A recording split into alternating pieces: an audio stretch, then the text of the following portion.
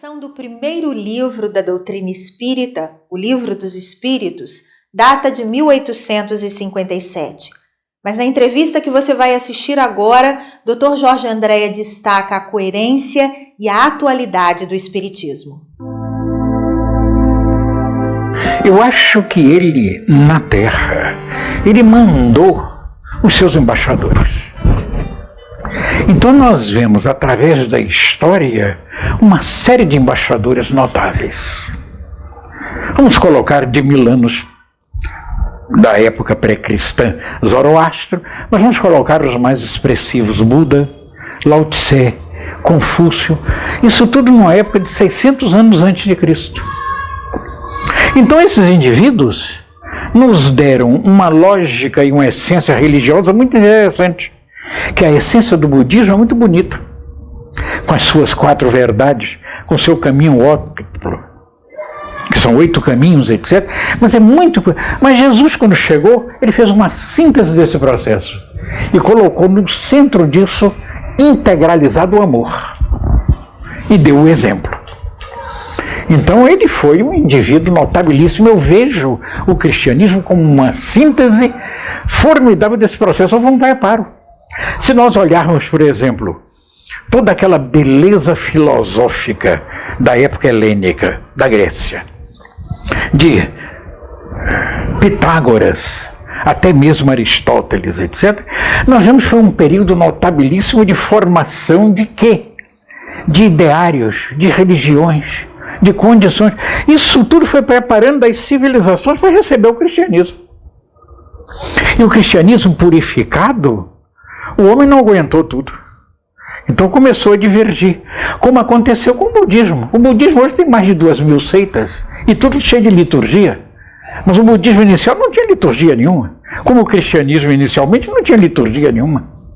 Era um processo de amor e de, vamos dizer assim, de introspecção, de busca interna, de um Cristo que vive em cada um de nós. E que nós nos perdemos muito nisso. Mas que a civilização atual, nas suas grandes transformações, está exigindo essa busca. A doutrina espírita veio para isso, que foi a coordenação desse processo sintético. O cristianismo é a síntese de todos estes conhecimentos que levam o homem ao bem. Dentro do movimento espírita, existem grupos que, como o senhor também disse, escolheram alguns caminhos diferentes. E dentre esses caminhos diferentes, existem aqueles que questionam o caráter religioso da doutrina espírita. O que o senhor tem a dizer sobre isso? Eu vou dizer a nossa opinião. A doutrina espírita se equacionou primeiro em quê? Na filosofia. Nos porquês. Que a filosofia é a ciência dos porquês. E esses porquês precisavam ser experimentados. Entrou a ciência espírita. Mas no decorrer deste processo, existiria o quê? Um lastro fabuloso de amor. Um lastro de equilíbrio. Um lastro de atenção. É este decorrer desse lastro de atenção que deu aos devotos e trabalhadores dentro desse processo o estado de religiosidade da doutrina espírita. A religião espírita é uma consequência desse processamento na razão humana. Eu não compliquei, não. Só simplificou.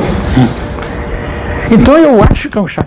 Tanto que quando Kardec escreve na Revista Espírita, se não me engano, no 2º volume, que tem assim a religião. A doutrina espírita não é uma religião. Está escrito lá. E depois diz por quê? Porque ele diz que não é uma religião constituída, vai explicando aquilo tudo e dizendo que é um estado de religiosidade. Nas suas palavras é isso. É um estado de religiosidade. Então a ética desse processo é que é o processo religioso da doutrina espírita.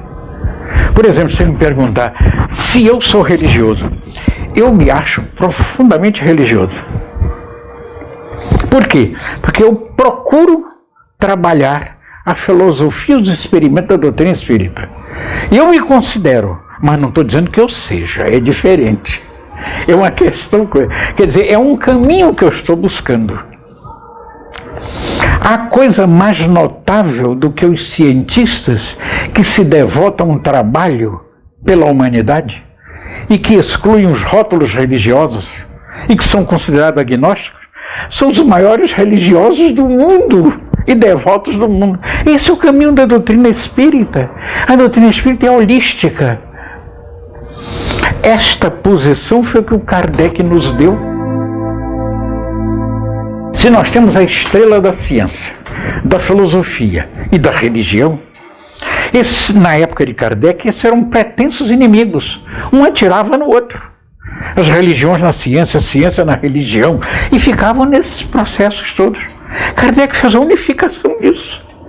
E começou a pedir que eles se encontrassem, se misturassem, se englobassem e procurassem o Cristo cósmico, que está no centro disso tudo, que é o amor universal. Eu vejo dessa forma o Kardec. Por isso é que eu acho que ele foi um dos grandes homens da humanidade. Não é porque tenha feito a doutrina espírita, não é só por isso. Porque era o Kardec, era um homem já muito preparado. Passou pelo Pestalozzi, foi estudante de Pestalozzi e acabou sendo mestre lá dentro, etc. Professor de várias organizações na França. As gramáticas francesas todas adotadas pelo Estado foram de Kardec. Os cursos que este homem deu, essa coisa toda. Quer dizer, ele ficou profundamente preparado para os 50 anos botar a doutrina espírita para diante. Além de ser um espírito evoluído, ninguém tem dúvida disso, com a sua perceptibilidade. Eu acho que houve realmente uma história digna de registro. Quando o nosso Kardec colocou tudo em ordem, começaram a aparecer, no final do século XIX, os experimentadores, que eles queriam verificar a evidência do processo. Muitos tiveram coisas notáveis. Você vê Frederico Zollner, foi um deles, e tantos outros que, William Crookes, etc., aquela gente toda. Foram trabalhadores incansáveis, entraram pelo século XX e mostraram uma série de coisas. Mas foi num período que entrou também um grande mecanismo para a humanidade, que foram os fatores, vamos dizer, das técnicas, do trabalho excessivo, das descobertas, etc. Então o materialismo foi como se intensificando nesse processo. E aquela medicina inicial, que era uma medicina, não digo abstrata, mas era uma medicina muito intuitiva, daqueles grandes mestres do passado, que diziam até, tem professores que parece que cheiram a doença para fazer os diagnósticos. Eu me lembro perfeitamente disso. E a gente vê nos tratados antigos de medicina esse processo, essa descrição. São descrições até poéticas, românticas, que o francês sempre descreveu muito bonito as coisas, etc. Mas caiu naquele período, vamos dizer assim, industrializado, de técnica, de trabalho, de não sei de quê, e a parte material foi aparecendo. E aí os indivíduos acreditaram nos novos deuses que estavam na matéria. E aí houve uma espécie, não digo de esquecimento, mas foi fenecendo a ideia espiritualista originária do Kardec. No século XX foi se perdendo. Então, por coisas destas que a gente pode explicar, acontece que todos aqueles indivíduos egressos da Revolução Francesa, mas vieram translandados para o Brasil, e nós vemos uma quantidade fabulosa de franceses reencarnados no Brasil. A coisa chegou a tal ponto, a influência francesa, que comandou também e gerenciou a ciência até meados do século XX, que nós, no Brasil, sabíamos mais francês do que outra coisa qualquer para ler todas as técnicas. Então essa absorção toda, com essas reencarnações francesas, que trouxeram desses espíritos ainda em dificuldade, etc., foi transladado para o nosso mundo a posição kardeciana. Mas para entrar na nossa civilização ainda primária, precisava entrar como? Num processo de característica religiosa. Não podia ser de outra forma, e não de características experimentais. E aí houve um desenvolvimento altamente religioso do processo, que até hoje medra nas nossas organizações espíritas, felizmente, que é uma grande posição, um grande caminho para sedimentar a ideia espiritualista, ou melhor, espiritista, essa ideia holística. Mas o que é que a gente sente hoje?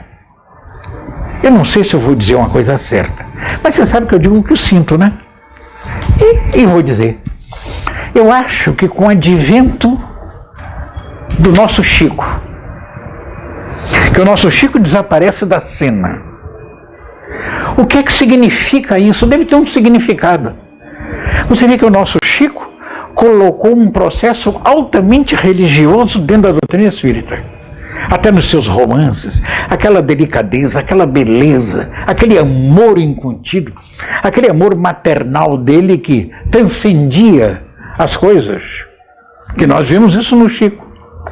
Perguntamos nós, isso não é um período que está, eu não digo envelhecido nem cansado, não é isso, mas um período que correspondeu a uma necessidade do chamamento da doutrina espírita para entrar agora no período experimental?